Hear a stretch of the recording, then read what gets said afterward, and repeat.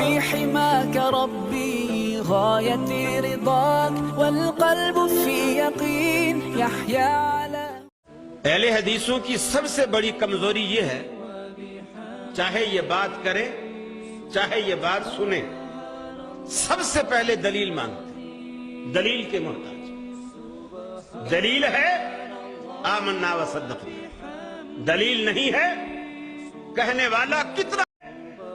والا کتنا بڑا ہے، ہمیں اس کے رتبے کا، اس کی پگڑی کا، اس کے جبے کا، اس کی تسبیح کے دانوں کا ہمیں کوئی لحاظ نہیں۔ بات اگر قرآن و سنت سے ہے وہ ہماری بات، کہنے والا کوئی بھی۔ في حماك ربي غايتي رضاك والقلب في يقين يحيا على